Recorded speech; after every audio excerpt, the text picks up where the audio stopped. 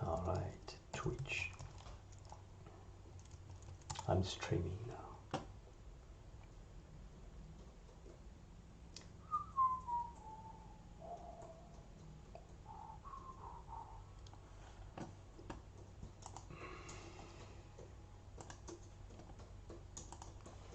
Except it's not working.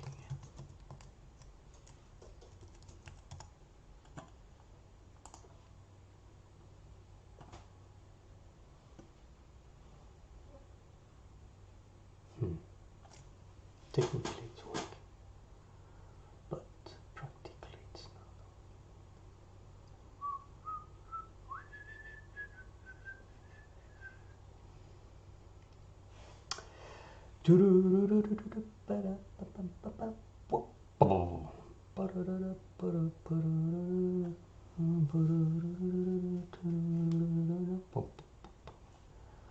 All right, I think we are live. Yes, very good.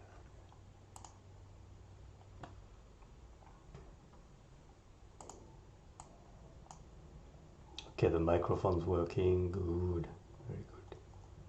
All right, so today we are going to push the last debugging. So I'll do a bit of a Unity session, and you'll see a bit of how I work on multiple versions of Unity.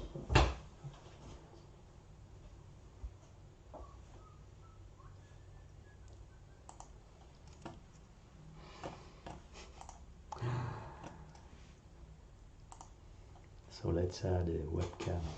You can see my face, that I exist.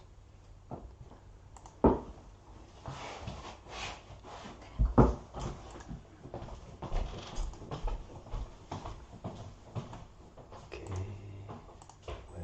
webcam.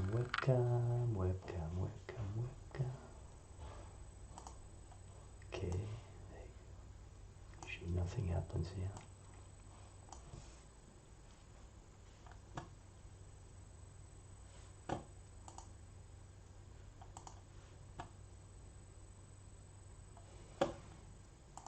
Okay, so the problem I've been having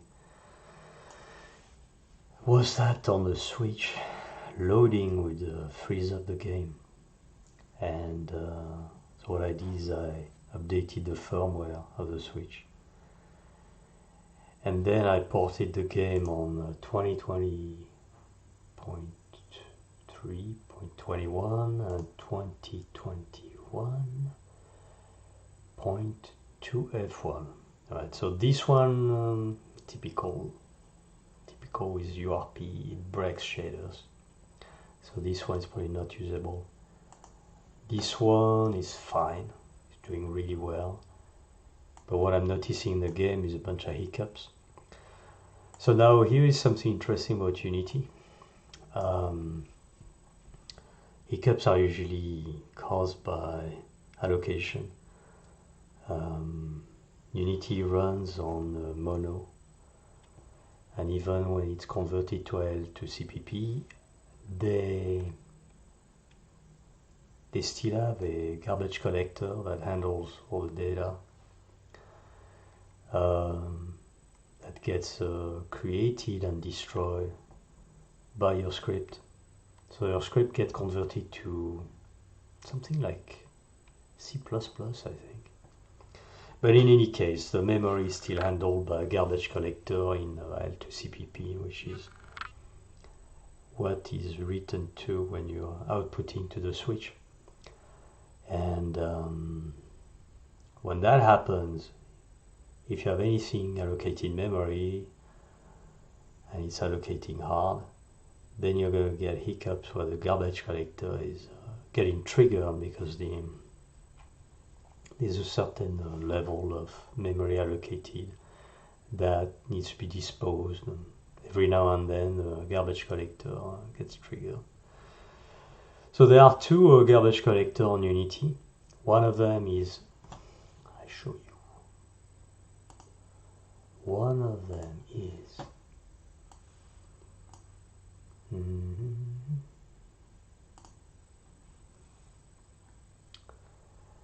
the incremental. That's a new one.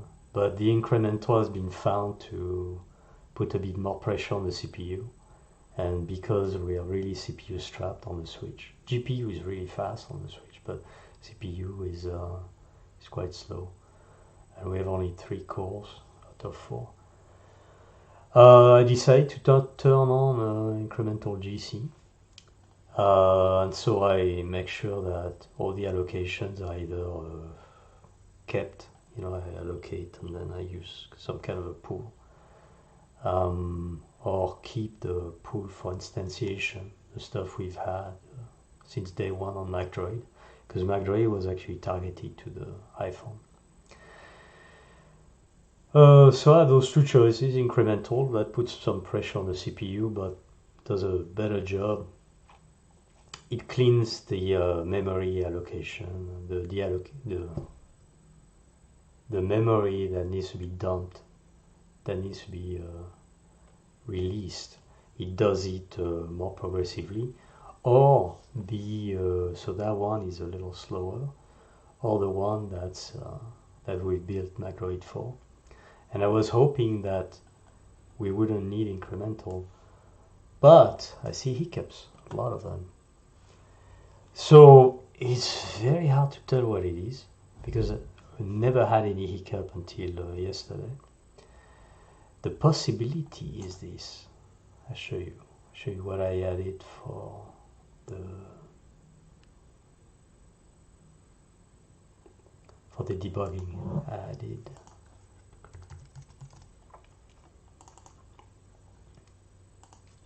added that little debug thingy.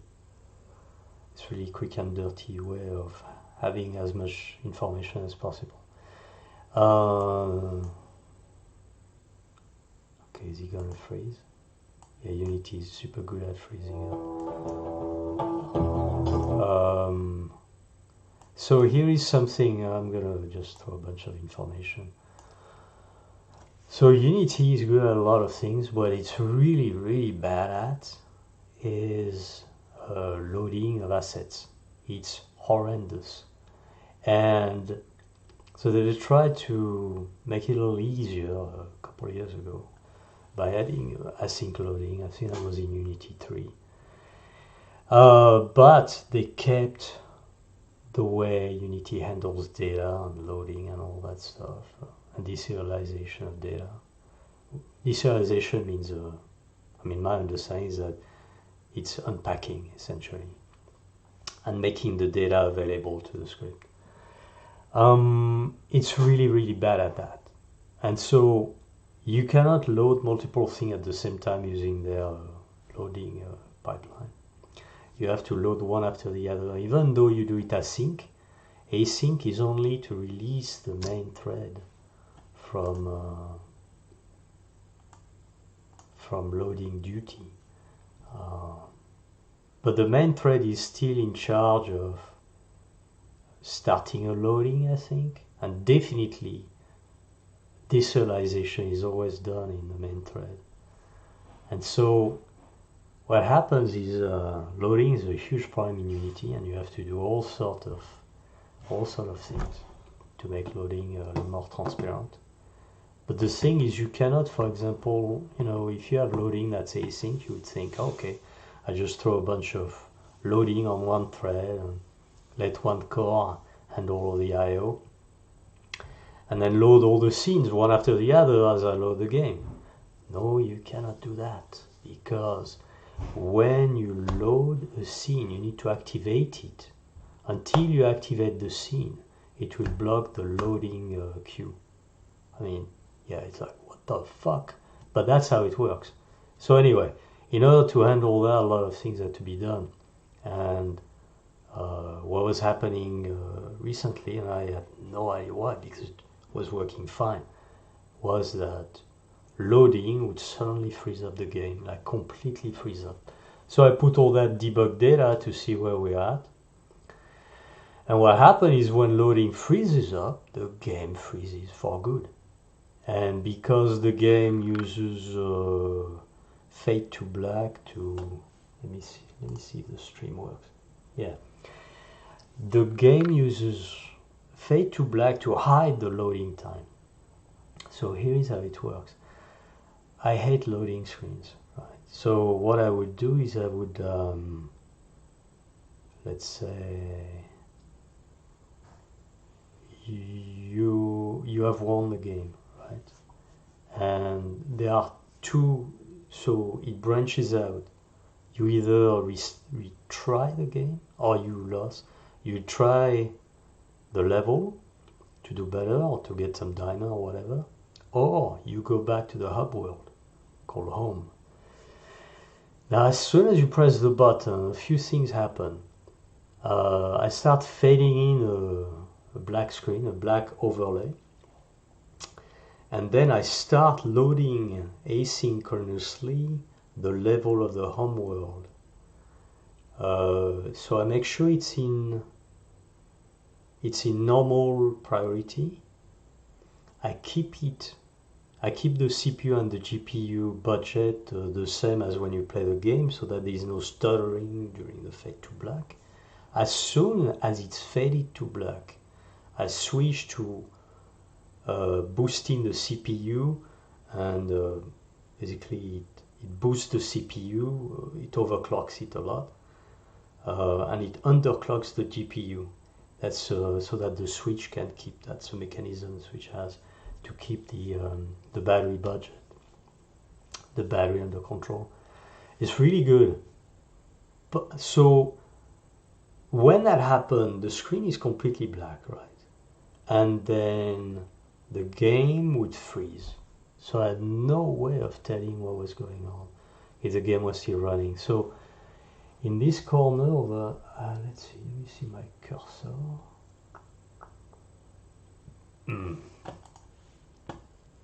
Yeah, the cursor shows up. So in the upper corner, you can see that number 314315. I added a clock, which is based on when you start the game, so it's a real-time clock. And then that's the scene name, the current scene name.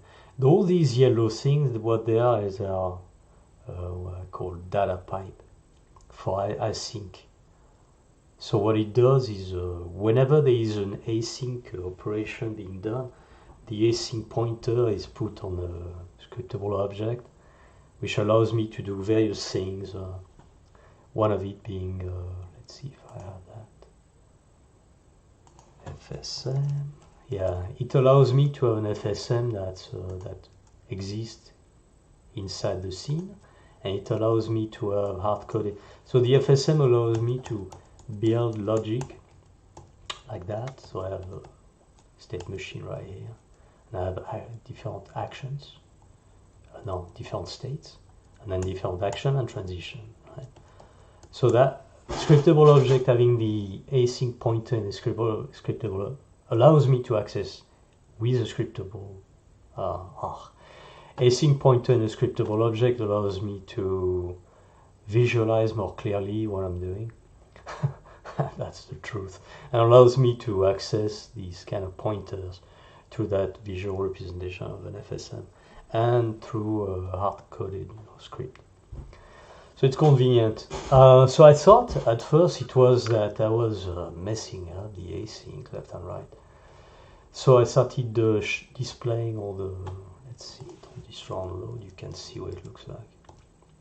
Debug. So all those are the scriptable object containing async loading pointer. You know. I should have only one, by the way, but that allowed me to clarify my thinking. Now I could consolidate into only one async, and actually that might be a better thing, because here is what would happen if I start another loading before the previous scene is active. Then it starts freezing everything up. So that's why I have these little counters, and you can see when I launch, one of them will go up. There you go, you can see that one. So that one is the set. So what it means is that as soon as the intro is playing, I'm loading the set in the background slowly, like cooking. So on the editor, you cannot see the number increasing because the editor doesn't use the same loading code. It's a fucking nightmare to debug all that stuff. Hopefully they'll make the editor behave more like a runtime player, but you know, right now that's not the case. They haven't touched the loading code, and it's a fucking mess. Everybody's complaining, but whatever. I think they're more focused on the metaverse. Whatever. So you can see it switched to 1 right here. It only switched to 1 when the scene gets activated. And here you saw that hiccup is because the editor doesn't have the right piece of code. Whatever, the loading is fucked on the editor. So anyway, the way it works is it load, and it goes to 0.9, and when it's 0.9, then you can activate the scene, and it turns to 1. And 1 means that the scene is active. So I did all those debug things. This is to see each FSM is logging their own state. So that's a count state, a play loop. So I'm going to play a little bit, and you can see what happens when I trigger an event like a dialogue, like a mission, or not. Oh yeah, that's true. It only triggers when the wave starts playing. So pay attention. But what happens when the wave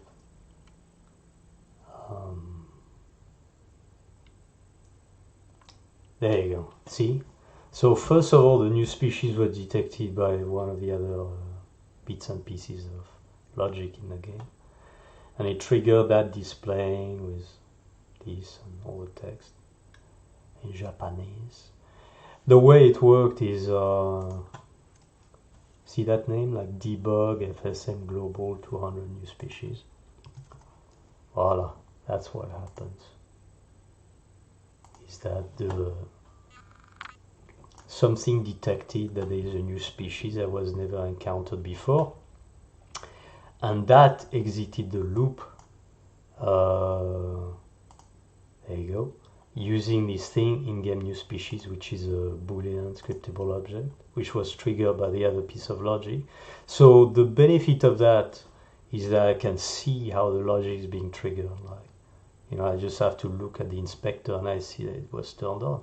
Or I can click on this, set and raise, and then change the logic. I'll show you later. So, okay, where are we? So that's the FSM, and the FSM is currently a new species. There you go. And it's currently waiting in the update loop of new species, which is empty. Actually, the update loop is not completely empty. It's polling the condition constantly. And so the condition, the way it works is, it's an FSM. So you have a state, action, and transitions. And so you have that's a transition master node, and these are all the conditions. FSM condition here, raise, condition, boom, boom, boom. And these are conditions, and when all of them are true, then this FSM transition goes to the next transition, which is going to be that node. And the nice thing about this representation is that first it lives in the scene, so I can connect all sorts of scene objects in it without bothering with a graph and a binding layer and all that stuff. And then two, I can see what's happening if I press the B button. You can see, poof, it went back into the loop. And then the loop had in its queue another piece of dialogue. So we're in the loop right now. And let's see what happens when I trigger a new blueprint. See, I just do that, click, boom, there you go. I have a new blueprint. Voila. So that's how things work. And so because of these, and because things tend to behave quite differently on the Switch and on the PC, Mostly because some of the calls are very close to the hardware, and I have no idea what I'm doing. Or I had no idea what I was doing. Now I get a bit of a better sense. I needed something very visual to look at what happened on the switch. There are other ways to debug on the switch, of course, but I cannot talk about that because of, they're all very secret about their methodology, I guess. Competition and all that. So that's why I had that. So to go back to the hiccup, this piece of crap UI display, the text alone, the way it's done inside Unity, it rebuilds. I don't know what the hell it's rebuilding, but anyway, it generates a lot of GC, a lot of garbage. And let's see, garbage collector. Let's see the garbage. Maybe we are not gonna. Oh yeah, animation. Yeah, we're not seeing it. Well, I mean, this PC is way too fast, so that's normal. But on a device that's way slower than this PC, I'm looking at you. What I end up getting is a bunch of spikes. Let's see, do I get that? Yeah, and that stuff rebuilds every frame. See, it's just fucking crazy. Like, if you're like half smart, what you do is whatever a piece of like, it's probably creating two triangle per letter, right? For each triangle you would keep it, you don't reallocate, and then you build the font. I don't really know how it works, but anyway, you on GUI, which is the very first GUI that Unity ever had, has a nasty habit of allocating and destroying every single frame. So my hope is when I turn off the debugging, which I'm going to do now, my hope is that those hiccups will go away. But before I do that, yeah, actually I'm going to do that now, because I was hoping that 2020.3.21 would have no hiccup, and that is not the case. So I'm going to get rid of this, and then I'm going to remove this McDROID, which is going to turn off a bunch of stuff. So it's recompiling, like a tiny little wheel right here that completely useless. That one means recompiling, and a little bit of information about recompiling. Technically, recompiling in 2021 is faster. They did a better job at multi-threading this and that, but serialization in 2021 is like 2 or 3 times slower than in the version I'm using, 2020. Anyway, it doesn't matter, who cares? So whenever you're recompiling, this should be faster, but in fact this is way faster, because compiling itself, unless your project is really large, it doesn't eat up that much. This one it eats up maybe 3 seconds. Whatever. But the reserialization, I don't know why, but it's super slow. So anyway, that's my limited understanding of the whole thing. So what we're going to do now is we're going to rebuild the stuff. And while that happens, because it's pretty slow, it takes 8 minutes on this guy. Funny enough, it takes like 2 or 3 minutes on this guy. On this one, it takes like 20 minutes. Anyway, while that's happening, food smells delicious right now. So I will switch to the switch. See if the switch decides to work today. Oh, and so far, by the way, yeah, I know I talk in these big loops. So what happened is yesterday I installed a new firmware I'm not allowed to show it, that's true. Oh, the front I can show, but not the back. So yeah, this guy, the dev, looks exactly like, you know, the one we're going to use. Hello screen. So this guy had a new firmware not long ago. I installed it, figuring, you know, I need a new firmware to try out the new version of Unity. And then I started playing the game. And suddenly loading went from like 3-4 seconds to like not even noticeable. Sometime at the most 1 second. Now granted, I use all these tricks to kind of hide the loading, so 2 seconds is already used for the slow 2 second fade to black. So maybe loading take 2 seconds instead of 5, right? But it's so fast, and I haven't had a single problem, not a single glitch. So maybe it's working. Anyway, let's try to make that thing work. Haven't been able to get the video through all day, so let's try. And here goes nothing.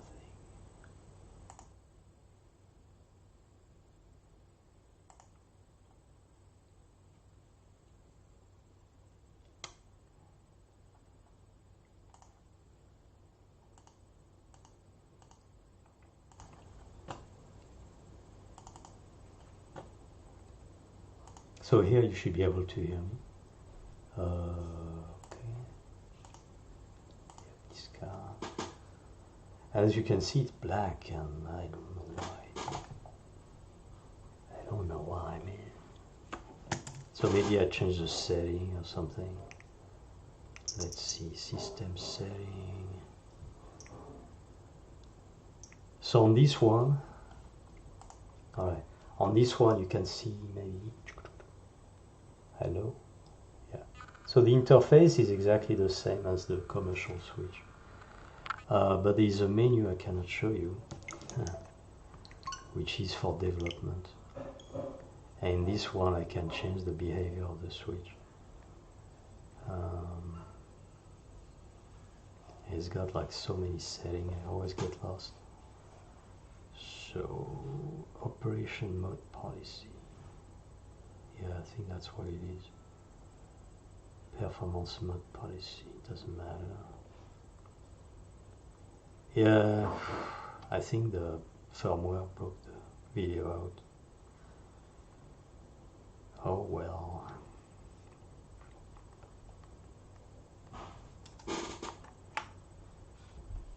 Let's try again.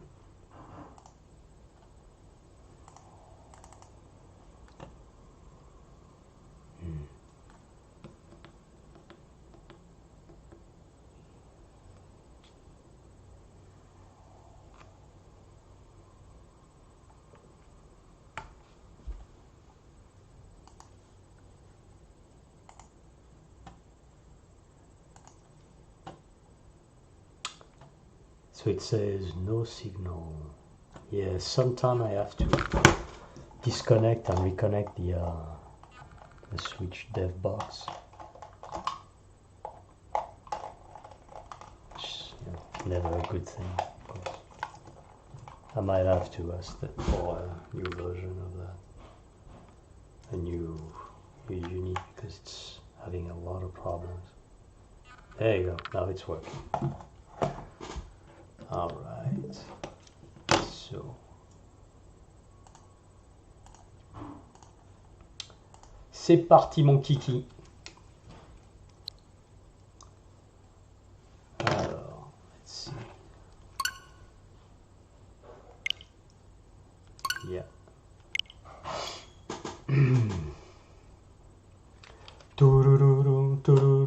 Pom pom. Let's see the audio works.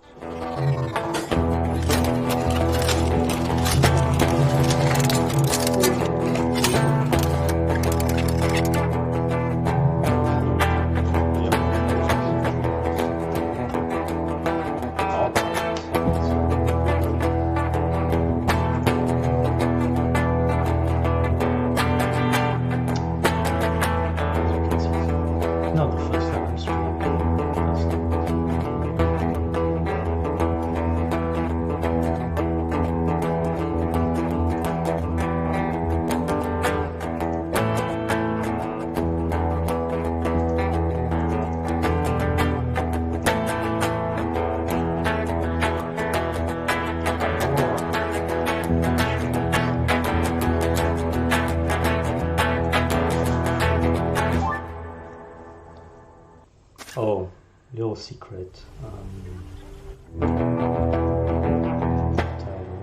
So I'm doing all sort of stuff like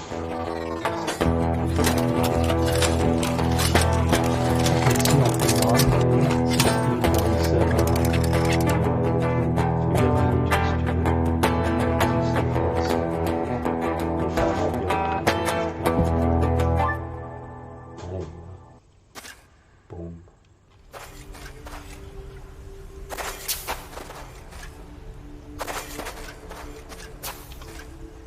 So I see that I have a lot of things calling my attention to buy some research. That's useful. And that's very useful. Oh, but that's so dumb what I did. I've been trying to economize so much research to buy the uber powerful R-wave cannon. Spend the money for something else. Good job. So as you can see on those numbers, right? Lose yourself. That's right.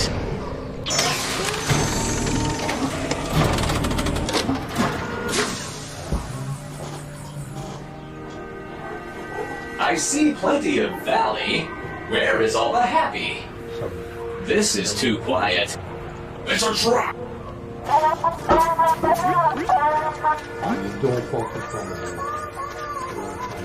Hey. You'll never get anywhere with that rinky-dink toy laser. Upgrade the little thing, por favor. See will play, can I? The reason was the collider is trees where so the result is the migrator. So what I did is I switched and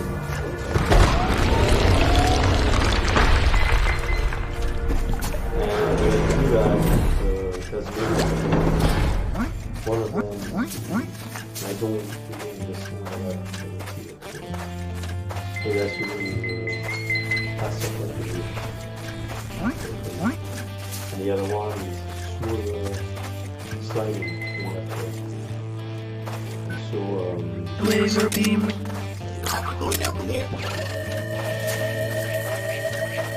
So what you saw here with two diamonds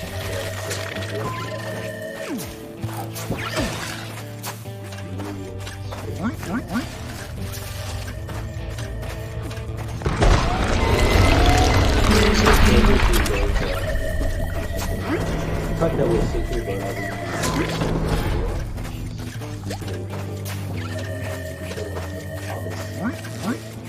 have four the Mac tree.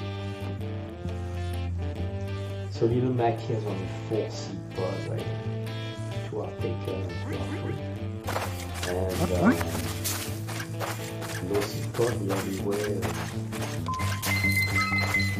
do that is to plant them. And you only have I am under attack. Laser beam. Upgrade.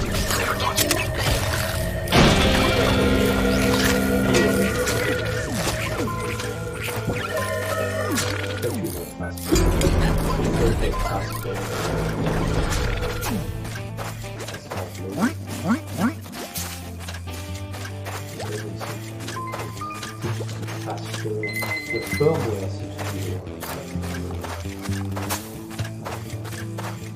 so yeah, that brings up Laser beam.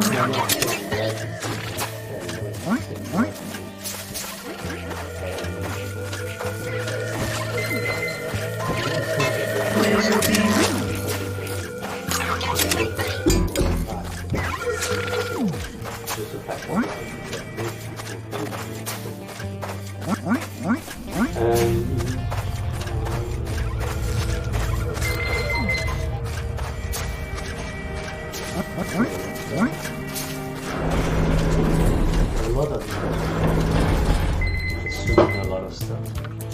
jumping to conclusion. So that's when you Laser beam. tiny footage, but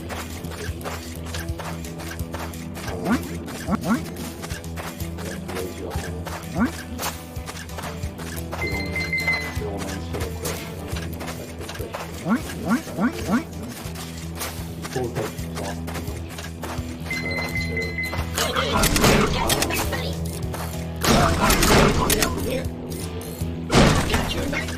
So which one did you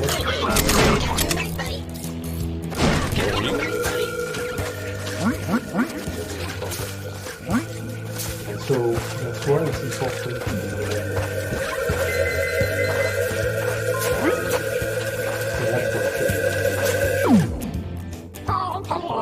Oh, hi! Just trucking away, don't mind me. Here, planting a few surprises for you, lol. Oh, goody! I love surprises. Well, these are just to die for. Cheerio! Some of you.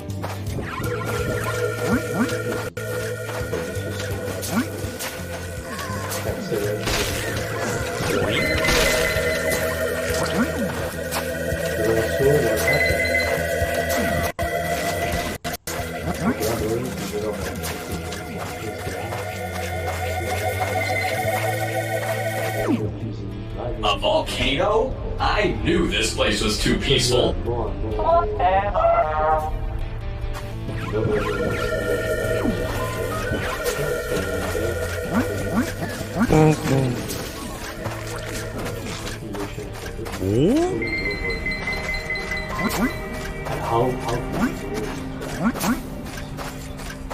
So that's what we're going to do.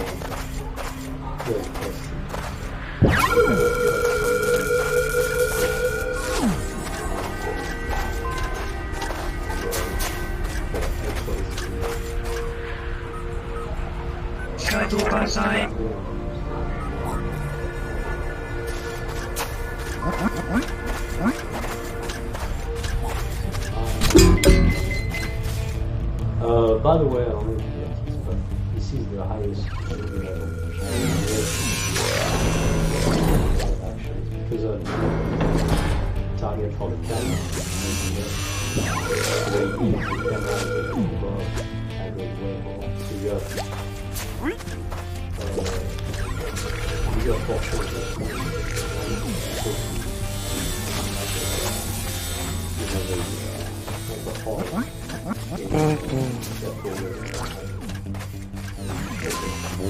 No. Oh yeah.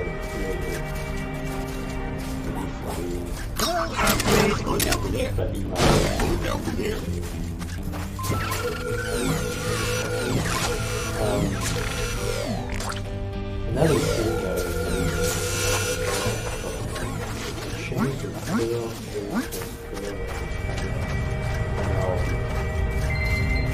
by default the curve was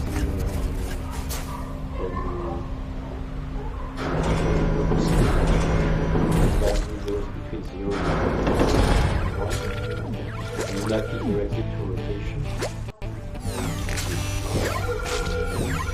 So when you do so what I did is I actually turn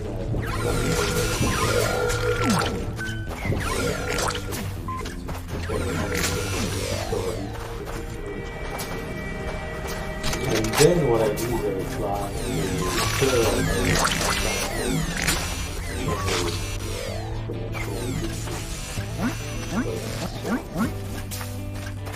it's very flat at the beginning, so that when you move the stick like this, you can move very slowly and very precise. So stick on the switch.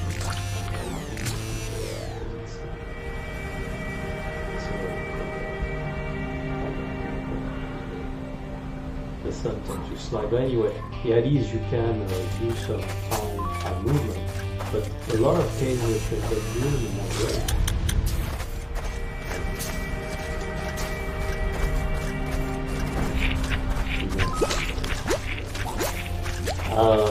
So now it's a curve that's like super flat and super smooth, and it's got a big tip at the end. So the benefit can react with that.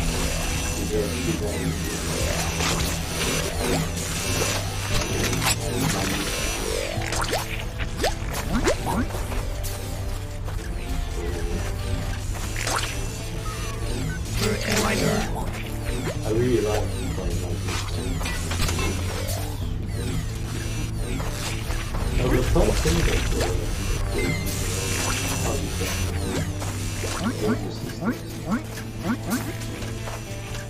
the question find loopholes. One of the loopholes is when we have a loophole. Something for navmesh.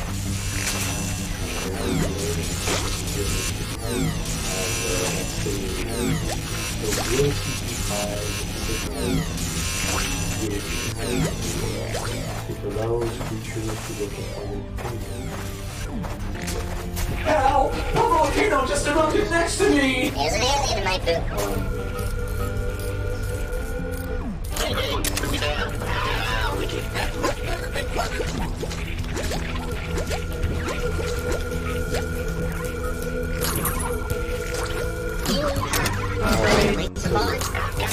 So the way you have worked is very so those are the words you try here, it's very easy now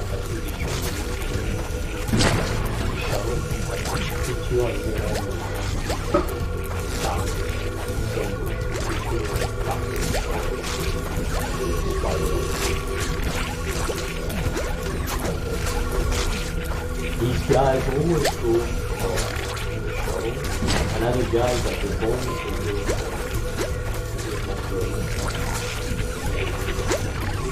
and the way they find their way to the world,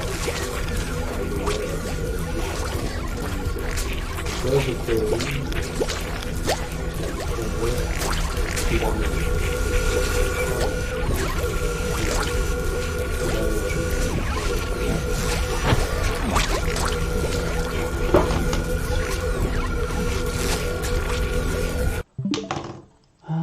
okay, so I show you on this one.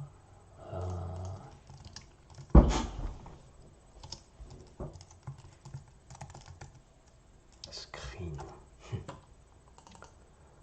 So let's see. Yeah, I show you this one.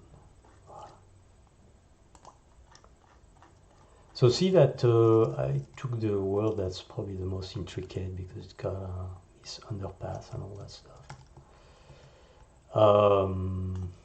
And when you go in navmesh mode, you can see in blue, that's the 2D world. So it's quite interesting how they do that. The guy who did that is the guy who designed Recast, for those who know a little bit.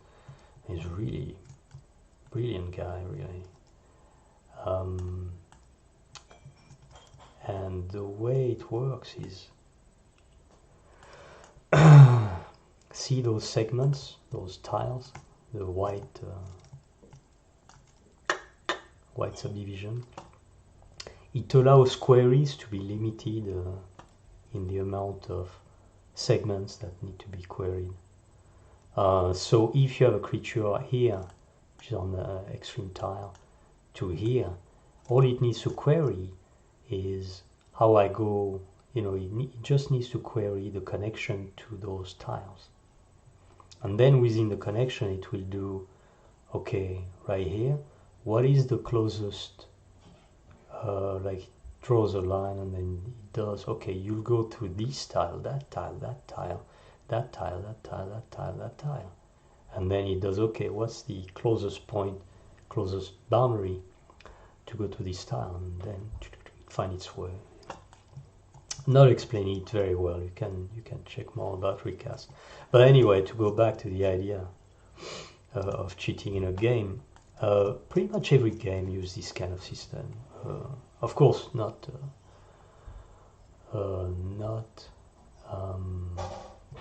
game like Minecraft,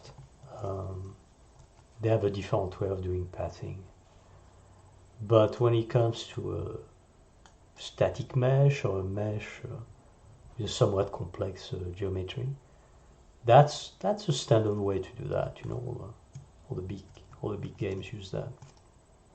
So when you know that, the nice thing is to know how these are built. They're built based on stuff like such as a slope, step height, and all that stuff. So in the case of the game, what that means is that some areas will never be reachable by the creature. Like for example, this area, if you jump there, the creature will never be able to reach you. So that allows you to shoot from a certain distance. Of course, other games which are a little better made or have a much bigger budget, they will have navmesh as well here, and allows a bit more intelligent creature that can, let's say, climb up the thing and then all that stuff. But in the case of McDROID, on purpose, I kept it very flat so that you can do those kind of things and explore the world and use it to your advantage, because the creatures are not very intelligent anyway. So finishing this stream, let's go back, we press the A button. Unauthorized farming detected. DNRite management activated.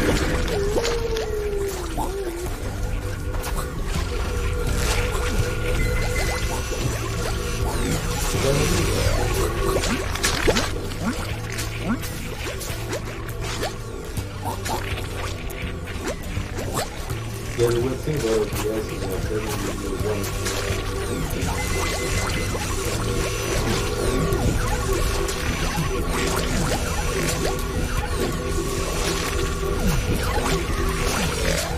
so training so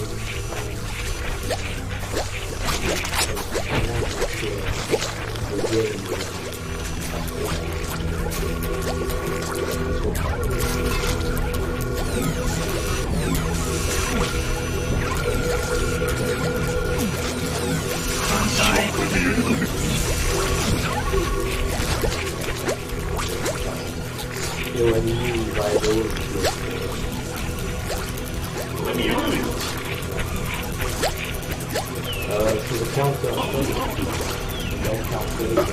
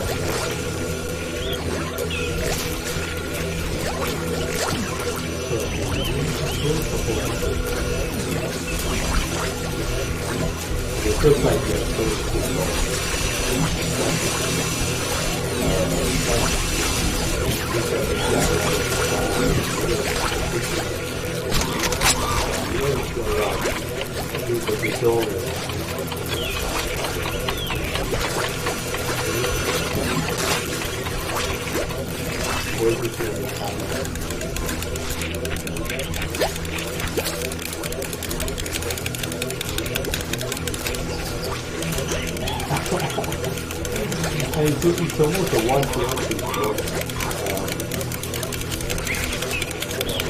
Some of the ideas. I thought I was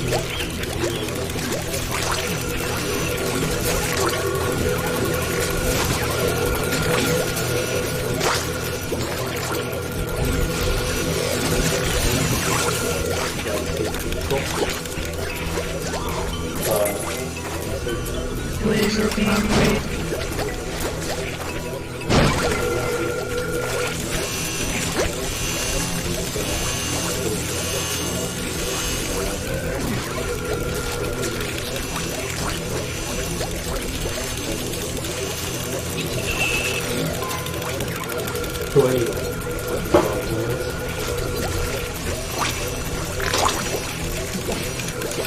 this is not really making you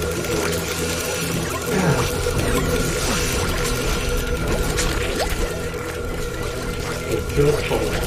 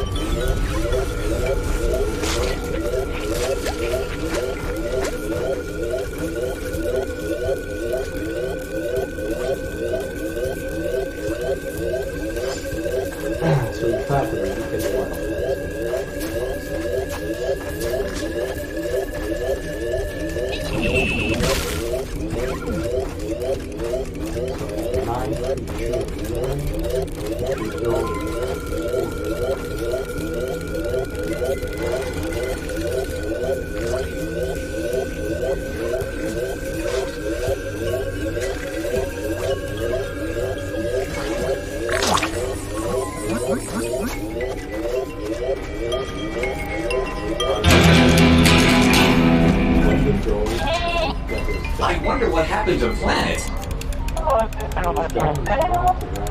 Yeah, I could use it out too. But right now we must take off and find the hearts to heal our troubled friend.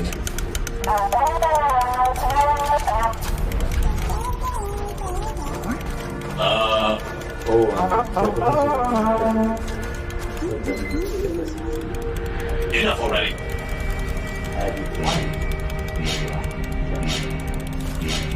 Also, I made the pyro, so the diamond.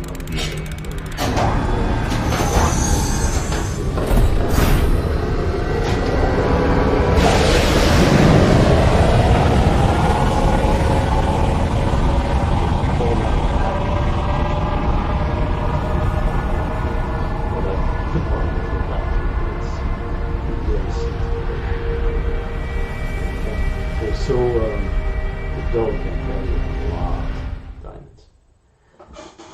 So 1959, the stream is over.